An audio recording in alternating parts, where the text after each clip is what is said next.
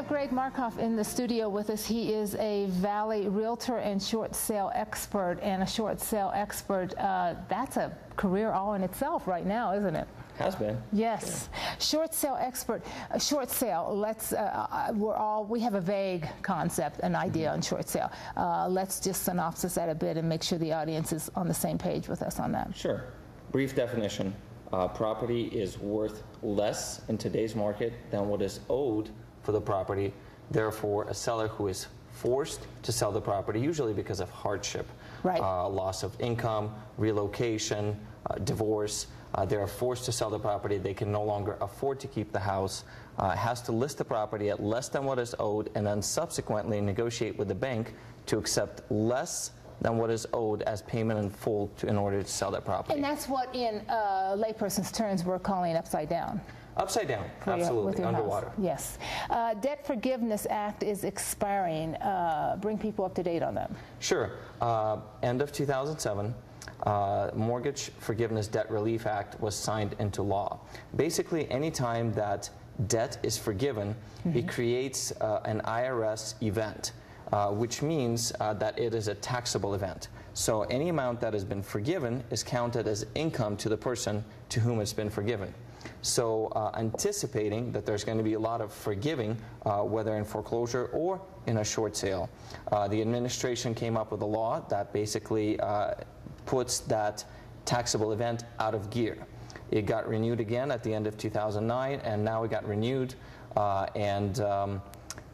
is currently scheduled to expire at the end of 2012. Because typically, if it wasn't for the Debt Forgiveness Act or Tax Forgiveness Act, however you want to say that, obviously if it's credited as income, you're going to pay taxes on it.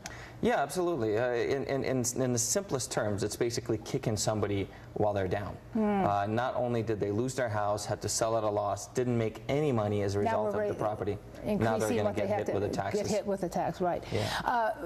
Refi, sell, buy, stay there, don't stay there, rent. What do we do? The answer is it depends. Okay. I think each individual seller and buyer need to evaluate their situations. The most important thing I would advise somebody right now is avoid the hype. Avoid the hype. Whether the hype is to sell, whether the hype is to buy, every individual needs to take a look at themselves and make a decision for themselves. What's better for me? Okay. What's better for my family? Let's go back to the Mortgage Forgiveness Debt Relief Act. A lot of hype is being put forward onto the marketplace by the real estate community. Sell now, short sale today, otherwise you're going to get all these taxes in 2013, blah, blah, blah. Well, first of all, we don't really know whether or not the Mortgage Forgiveness Debt Relief Act is going to get extended. Okay. Moreover, they have until 2014 to extend it. You understand that somebody who sells in 2013, that does not become taxable to them until 2014. So they have full year to extend it. Right. Finally, in Arizona, things are not quite so simple.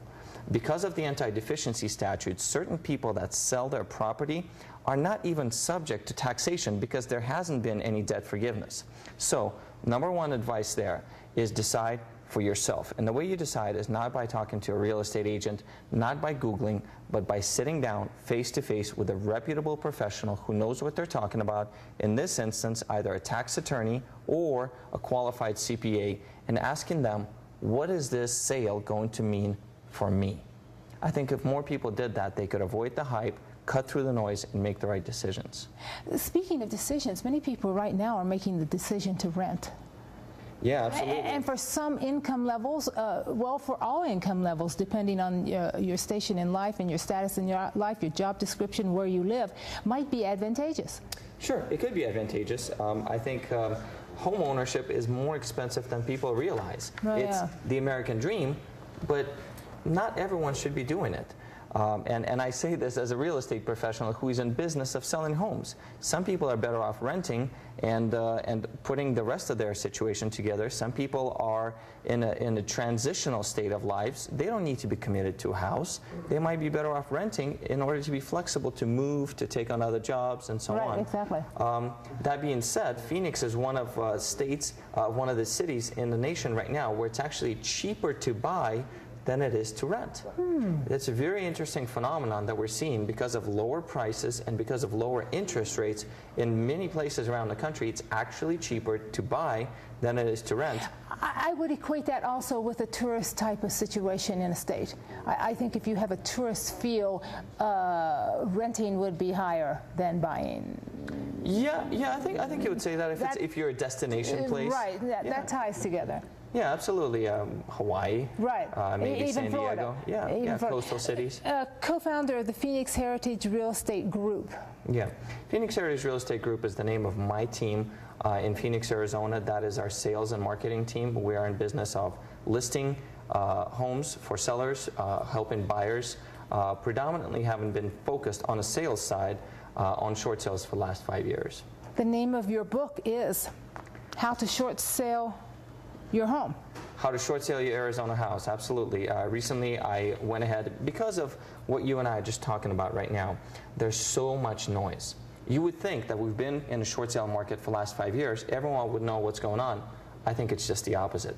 Really? Everyone thinks they know what's going on, and there's so much noise and so much nonsense out there. So I went ahead and published a book, me in conjunction with some very, very reputable professionals, attorneys, people who understand the credit, tax issues, and I published this book for free for anyone who wants to take a look at it at ArizonaShortSaleBook.com.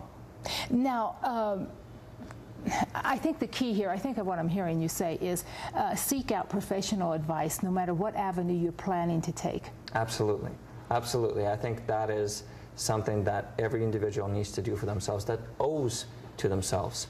They need to seek out professional advice from reputable professionals and not rely on hearsay. The era of I'm going to flip that house, is that dead, done, gone? It's still here, absolutely. There's a lot of flipping that's going on. What's happening, however, is investors are having a much harder time acquiring the properties. So, and acquiring the properties, a lot of people are wanting to acquire all those same properties, even at foreclosure sales. So it's extremely competitive. And the era is going away, but it's very much here. Where can they find you and find your book, Greg? PhoenixHeritage.com is the name of my website, and ArizonaShortSaleBook.com is where the book is. And there is a phone number, 602-451-5826. That works. That works? That works. Greg, thank you.